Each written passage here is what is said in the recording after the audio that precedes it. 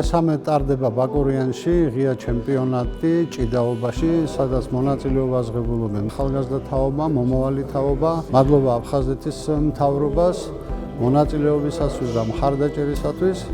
და ასევე იმას ვიტოვებთ, რომ ძალიან მალე ეს ჭიდაობა, ეს შეჯიბრი მოხდება აფხაზეთში და მოხდება ცხინვალში და ეს ქვეყანა იქნება ერთიანი. დავესწრეთ ძალიან მნიშვნელოვან ღონისძიებას ძიუდოში აფხაზეთის ღია პირველობა, სადაც მონაწილეობას იღებდა საქართველოს მრავალი რეგიონიდან ახალგაზრდები, სპორტსმენები, ძალიან დაძაბულ, მინდა აღვნიშნო, ორთაბრძოლებში წარიმართა მთელი ტურნირი და ძალიან ღირსეული გამარჯვებულები ყავდა. გვეიმედება თითოეული მათგანი და დარწმუნებული ვარ, არაერთ სპორტულ მწვერვალს დაიპყრობენ და შესაბამისად ასახელებენ საკუთარ კუთხეს და ზოგადად სამშობლოს საქართველოს, როგორც შიდა არენაზე, ასევე საერთაშორისო ასპარეზზე. ვეტერანების საქმეთა სახელმწიფო სამსახურის და აფხაზეთის ძიუდოს აკადემიის ორგანიზებით და აფხაზეთის მთავრობის ხელშეწყობით განხორციელდა ათდღიანი შეკრება დაბა ბაკურიანში ძიუდოისტებს შორის. შეკრების ბოლოს ჩატარდა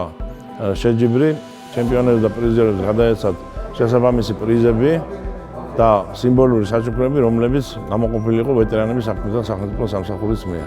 ჩვენი სამსახური არის მოწოდებული და ყოველ შეჯიბრზე, ყოველ აქტივობაზე ვაკეთებთ მხარდაჭერას ამ ბავშვების, რომ სპორტი არის ამ ქვეყნის ჯანსაღი წესი და სპორტი არის ამ ქვეყნის გაერთიანების და გამთლიანების ერთ-ერთი დიდი საფუძველი.